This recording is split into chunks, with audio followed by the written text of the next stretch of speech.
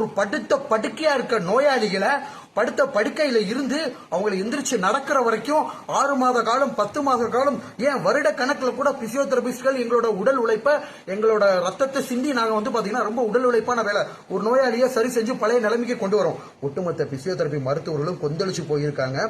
So உடனடியாக JSK director Satish முறையான விளக்கம் கொடுத்தே ஆகணும். ஜேஎஸ்கே சதீஷ் சார், நாளைக்கு உங்க குடும்பத்துக்கே யாருக்காவது பிசியோதெரபி சிகிச்சை தேவைப்படலாம். அப்போ உங்களுக்கு நீங்க இந்த மாதிரி தான் வர்ற பிசியோதெரபி மருத்துவரை சந்தேகப்படுவீங்களா, இல்ல சந்தேகப்படுற மாதிரி நீங்க ஏதாவது ஒரு நோக்கத்துல பாப்பீங்களா? கிடையாது. உங்களுக்கு உங்க பிரச்சனை போடணும், நல்ல மருத்துவர் கண்டிப்பா கிடைப்பாங்க. கண்டிப்பா பாசிட்டிவான விஷயங்களை தான் சொல்லணும், கெட்ட விஷயங்களை விழிப்புணர்வுக்காக பண்ணணும். அது நல்லவங்களை பாதிக்காத மாதிரி பண்ணணும். நீங்க பண்ணது ஒரு துறையை பாதிக்கிற மாதிரி இருக்கு. நல்லபடியா நீங்க படம் எடுங்க, திரைப்படம் எடுங்க, அதை பத்தி தப்பு இல்ல. ஆனா பாத்தீங்கன்னா இப்ப சிம்பன்னா மன்மதன் படம் எடுத்தாரு. அதுல தப்பு பண்றவங்களை மர்டர் பண்ற மாதிரி கதைக்காக எடுத்தாரு. அப்ப எல்லா பொண்ணுங்களையும் நான் குற்றம் சொல்லவே இல்லை. நம்மளோட தமிழ்நாட்டில் முதலமைச்சராக இருந்த அம்மா அவங்களும் ஒரு பெண் தான் சொல்லி விளக்கம் கொடுத்திருந்தாரு. அதே மாதிரி நீங்க படம் எடுத்தது ஒட்டுமொத்த துறையையும் பாதிக்கிற மாதிரி இருக்கு. உடனடியா டைரக்டர் ஜேஎஸ்கே சதீஷ் சார் பாத்தீங்கன்னா பிரஸ் மீட் வச்சு நிருபர்கள் மத்தியில பிசியோதெரபியை பத்தியும் முழுமையான வழக்கம் கொடுத்தே ஆகணும். அனைத்து பிசியோதெரபி மருத்துவர்களையும் பத்தி பேசவில்லை. பிசியோதெரபி துறை இந்த மாதிரி தப்பான துறை கிடையாதுன்னு இவர் விளக்கம் கொடுத்தே ஆகணும். ஃபயர் அப்படின்ற ஒரு திரைப்படம் பிசியோதெரபி மருத்துவர்களிடையே, பிசியோதெரபிஸ்ட் டாக்டர் இடையில ரொம்ப ஃபயர் ஆகிக்கிட்டு இருக்கு. ஃபயர் அப்படின்ற படம் எடுத்து இதுல பிசியோதெரபி மருத்துவரை முழுமையாக பாத்தீங்களா கெட்டவனா காமிச்சு இதனால ஒட்டுமொத்த பிசியோதெரபி சமுதாயமே கொந்தளிச்சு போயும் கிட்டத்தட்ட பாத்தீங்கன்னா ஜேஎஸ்கே சதீஷ் இந்த திரைப்படத்தோட ஃபயர் திரைப்படத்தோட director JSK Satish sir physiotherapy துறையை பற்றி முழுமையாக புரிதல் இல்லாம இதுல ஒட்டுமொத்தமா கெட்டவங்களா காமிச்சிருக்காரு பிசியோதெரபிஸ்ட். ஓகே, கெட்டவங்களா காமிச்சது ஓகே, எல்லா மருத்துவர்களும் இப்படி கிடையாது, இது ஒரு திரைப்படம் அப்படின்றத ஒரு விளக்கம் கொடுக்காம இது ஒட்டுமொத்தமா சோசியல் அவேர்னஸ் மாதிரி கொண்டு வந்திருக்காரு. முதல்ல டைரக்டர் ஜேஎஸ்கே சதீஷ் சார் நீங்க பிசியோதெரபினா என்னன்னு முதல்ல நீங்க தெரிஞ்சுக்கோங்க. இதுல முழுக்க முழுக்க முழுக்க மசாஜ் பண்ற மாதிரி நீங்க காமிச்சிருக்கீங்க. அதே மாதிரி பிசியோதெரபி பாத்தீங்கன்னா முழுக்க முழுக்க மசாஜ் கிடையாது. நாங்க physiotherapist join manipulation, mobilisation, gliding, sliding, rolling, spinning, nerve gliding, nerve stretching, இந்த மாதிரி சிகிச்சை முறைகளை நாங்க பண்ணிக்கிட்டு இருக்கோம். எங்களோட சிகிச்சை முறைகளை பத்தி தெரியாம, அதாவது எங்களோட கிளினிக் ஒரு பேஷண்ட் வந்தாங்கன்னா அவங்கள பாத்தீங்கன்னா நாங்க சிகிச்சை அளிக்கிற முறைகள் பாத்தீங்கன்னா ரொம்ப அறிவுபூர்வமானது, ஓகேங்களா, அறிவியல் பூர்வமானது. நாங்க எல்லாமே ஸ்பெஷல் டெஸ்ட் பண்ணுவோம். ஒரு குறிப்பா ஒரு தோள்பட்டை இறுக்கம், ஃப்ரோசன் ஷோல்டர் அப்படின்னு ஒரு நோயாளி வந்தாங்கன்னா அவங்களுக்கு பாத்தீங்கன்னா இந்த மாதிரி கையை கொண்டு பின்னாடி கொண்டு போக முடியாது. இதுக்கு பேர் பாத்தீங்கன்னா நாங்க என்ன சொல்லுவோம் அப்படின்னு பாத்தீங்கன்னா இன்டர்னல் ரொட்டேஷன். இந்த மாதிரி நாங்க செக் பண்ணி பார்ப்போம். இன்டர்னல் ரொட்டேஷன் இவங்களுக்கு இருக்கா, அப்டக்ஷன் மூவ்மெண்ட் லாஸ் ஆயிருக்கா, அப்டக்ஷன் லாஸ் ஆயிருக்கா, இந்த மாதிரி சில மூவ்மெண்ட் எல்லாம் வச்சு செக் பண்ணி, அதாவது பயிற்சி பண்ணி டெஸ்ட் பண்ணுவோம். இப்ப ஜவ்வு கிழிஞ்சிருச்சு அப்படின்னா அவங்களுக்கு எந்த லெவல்ல ஜவ்வு கிழிஞ்சிருக்குன்னு சிடி எம்ஆர்ஐ இல்லாமலே நாங்க பாத்தீங்கன்னா லாக்மேன் டெஸ்ட், மேக்முரை டெஸ்ட், இந்த மாதிரி நிறைய ஸ்பெஷல் டெஸ்ட் இருக்கு. ஒவ்வொரு மூட்டுகளை அசைவு கொடுத்து அதை நாங்க என்னன்னு தெரிஞ்சுக்கிறோம். நாங்க தொட்டு பாக்குறது பேஷண்ட்டுக்கு தொடு உணர்ச்சி இருக்கா இல்லையான்னு சொல்லி செக் பண்றதா. ஆனா இதுல முழுக்க முழுக்க முழுக்க முழுக்க பிசியோதெரபிஸ்ட கெட்டவங்களாவே சித்தரிச்சு காமிச்சிருக்காங்க. ஒரு டிஸ்கிரிப்ஷன்ல ஒரு இடத்துலயாவது எல்லா பிசியோதெரபி மருத்துவர்களும் அப்படி கிடையாது.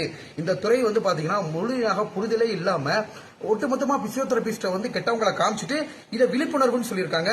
இது பாத்தீங்கன்னா எல்லாரோட பிசியோதெரபிஸ்ட்கள் மத்தியிலையும் கொந்தளிப்பை ஏற்படுத்தியிருக்கு. நிறைய பேர் எனக்கு டெய்லி கால் பண்ணி மன உளைச்சலை ஏற்படுத்துறாங்க. பிசியோதெரபி என்பது ஓகேங்களா இப்பொழுது 5 வருட பட்டப்படிப்பு, எம்பிபிஎஸ்க்கு இணையான பட்டப்படிப்பு. அதாவது பிசியோதெரபிஸ்ட்கள் மருந்தில்லா மருத்துவம். இப்ப லேட்டஸ்டா மத்திய அரசுல எங்களுக்கு ஒரு பிசியோதெரபிஸ்ட் நாங்களே டயக்னோஸ் பண்ணி நாங்களே சிகிச்சை அளிச்சுக்கலாம் அப்படின்னு சட்டம் வந்திருக்கு. அது பேரு national commission for allied and health care professional council. So இப்படி இருக்கிறப்ப பிசியோதெரபிஸ்டுகள் கிளினிக் வச்சு ப்ராக்டிஸ் பண்ணிக்கிட்டு இருக்கோம். எங்களை முழுக்க முழுக்க முழுக்க கெட்டவங்களாவே சித்தரிச்சு ஜேஎஸ்கே சதீஷ் சார் படம் எடுத்தது ரொம்ப மன வருத்தலை ஏற்படுத்துது. இவருக்கு முழுமையா பிசியோதெரபிஸ்ட்களை பத்தி தெரியல.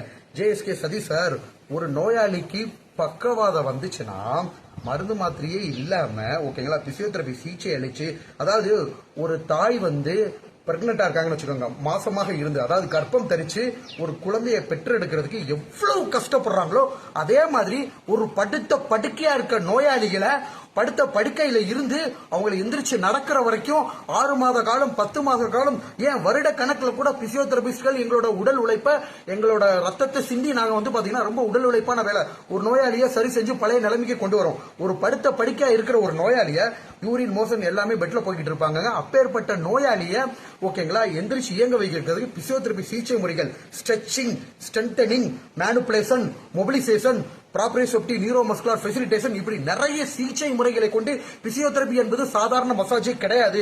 நீங்க முழுக்க முழுக்க மசாஜ் பண்ணி, அதாவது இந்த ஃபயர்ன்ற படத்துல மசாஜ் பண்ணி அவங்க கிளைண்ட் எல்லாம் அட்ராக்ட் பண்ணி ஓகேங்களா, அதாவது நோயாளிகளை அட்ராக்ட் பண்ணி அவங்கள வீடியோ எடுத்து காட்டுற மாதிரி பண்ணிருக்காரு. எனக்கு தெரிஞ்சு இந்த பிசியோதெரபி 2005 நான் வந்து ஜாயின் பண்ணேன். 2010 படிப்பை முடிச்சேன். இப்ப 2025 ஆகுது. ஓகேங்களா, எந்த ஒரு பிசியோதெரபிஸ்டுமே இந்த மாதிரியான ஒரு தப்பு பண்ணி ஓகேங்களா கண்டிப்பாக யாருமே வந்து இந்த மாதிரி ஒரு தப்பு பண்ணி எங்கேயுமே கேள்விப்படல. ஒரு சின்ன சின்ன தவறுகள் நடந்திருக்கலாம். அப்படி தவறு பண்றவங்கள எங்களோட துறையை விட்டு நாங்க ஒதுக்கி வச்சுக்கிறோம். எங்க சங்கங்களே வந்து பாத்தீங்கன்னா யாராவது தப்பு பண்ணாங்கன்னா அவங்க எங்களோட துறையை விட்டு ஒதுக்கி வச்சிரும். அவங்க லைசன்ஸை கேன்சல் பண்ணிடுவோம். பிசியோதெரபி துறையை வந்து பாத்தீங்கன்னா புரிதலே இல்லாம இந்த மாதிரி பொதுமக்கிட்ட காட்டுறது வந்து ரொம்ப மன வருத்தத்தை ஏற்படுத்துது.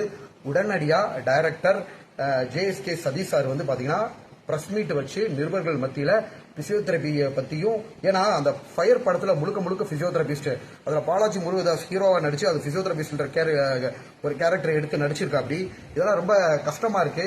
ஆக்சுவலா வந்து பாத்தீங்கன்னா யாருமே வந்து இந்த துறையை பத்தி புரிதலே இல்லாம தவறுதலா வந்து பாத்தீங்கன்னா சித்தரிச்சு போட்டிருக்கீங்க. உடனடியா வந்து பிரஸ் மீட் வச்சு முழுமையான விளக்கம் வந்து கொடுத்தே ஆகணும். அனைத்து பிசியோதெரபி மருத்துவர்களை பத்தி பேசவில்லை. பிசியோதெரபி துறை வந்து இந்த மாதிரி தப்பான துறை கிடையாதுன்னு இவர் விளக்கம் கொடுத்தே ஆகணும். நிறைய பேர் வந்து பாத்தீங்கன்னா MBBS கிடைக்கலாட்டி பிசியோதெரபி ஜாயின் பண்ணி பிசியோதெரபி மருத்துவர் ஆவார் அப்படின்னு நினைச்சிட்டு இருக்காங்க.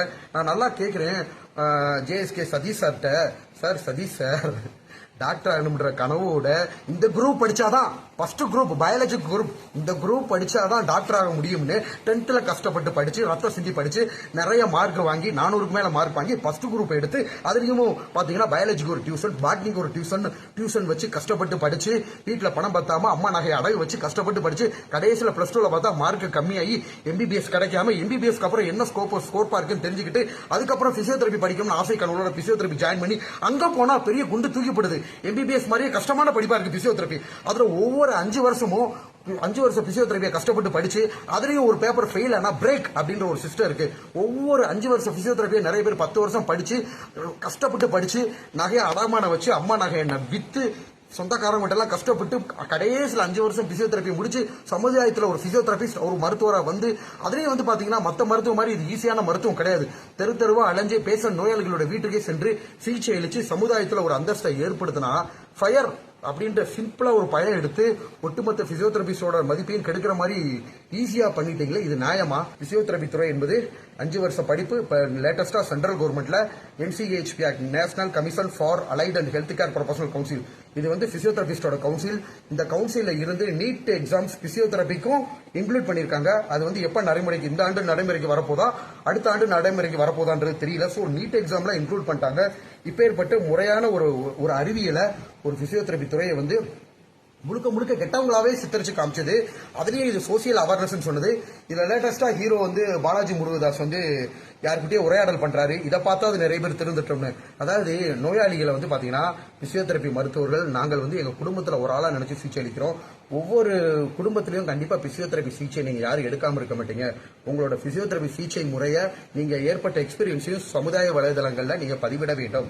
அது மட்டும் இல்லாம JSK சதீஷ் சார்ட்ட சொல்ல வரேன், நானு பிசியோதெரபிஸ்டுகளை நாங்கள் வந்து பாத்தீங்கன்னா இப்ப நான்லாம் இருக்கேன்னா கிட்டத்தட்ட வந்து பாத்தீங்கன்னா நிறைய ஃபீமேல் பேஷண்ட்ஸ் என்கிட்ட ட்ரீட்மெண்ட் வர்றாங்க.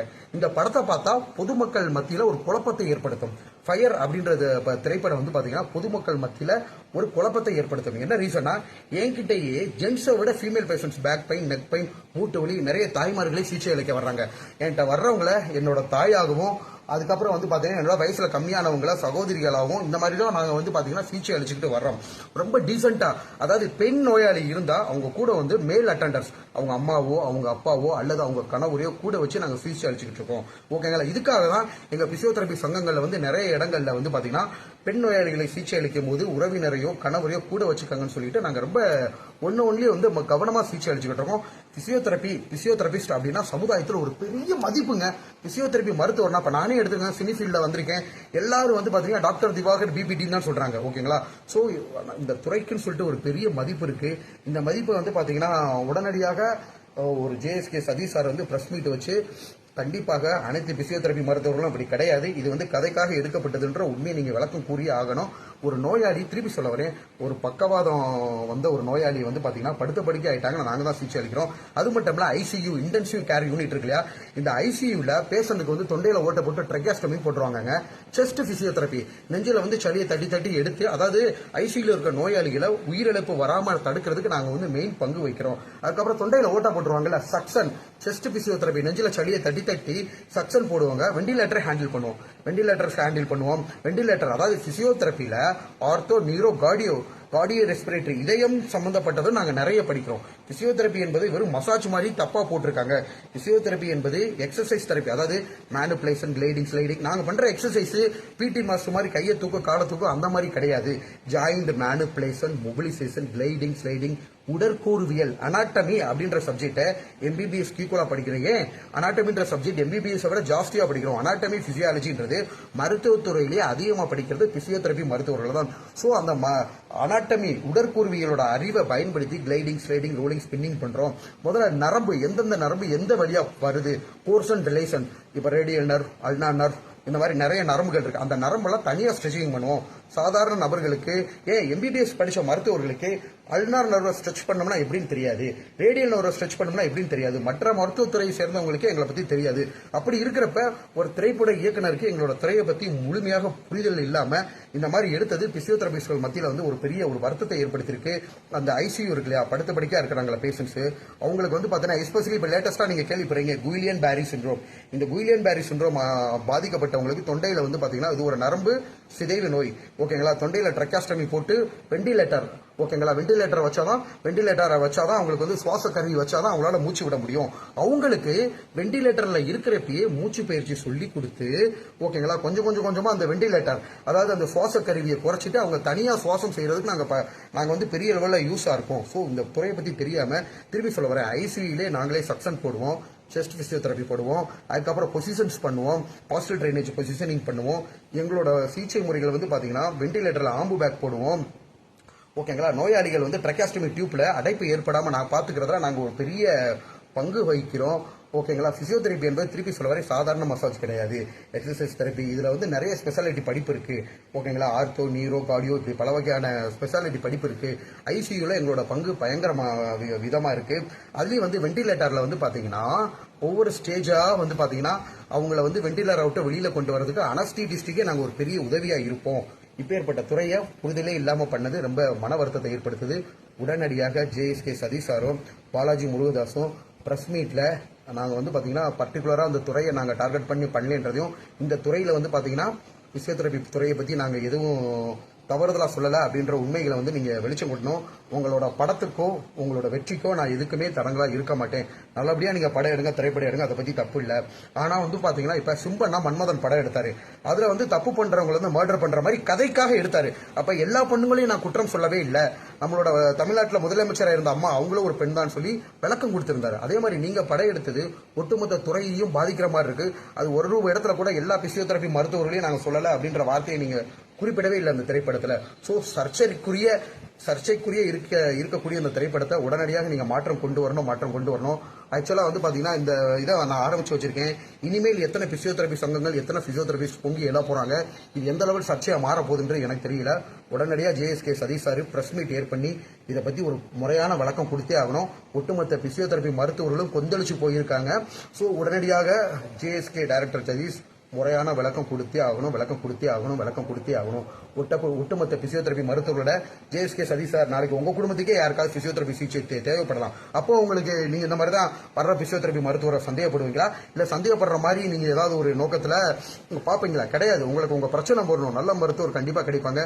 கண்டிப்பா வந்து பாசிட்டிவான விஷயங்கள் தான் சொல்லணும். கெட்ட விஷயங்களை விழிப்புணர்வுக்காக பண்ணணும். அது நல்லவங்களை பாதிக்காத மாதிரி பண்ணணும். நீங்க பண்ணது ஒரு துறையை பாதிக்கிற மாதிரி இருக்கு. உடனடியாக பிரஸ் மீட் ஏற்படுத்துறீங்க. இதுக்கு முறையான விளக்கம் கொடுக்க வேண்டும். இப்படிக்கு கோபமுற்ற பிசியோதெரபி மருத்துவர்கள் தமிழ்நாடு டாக்டர் டி திவாகர்.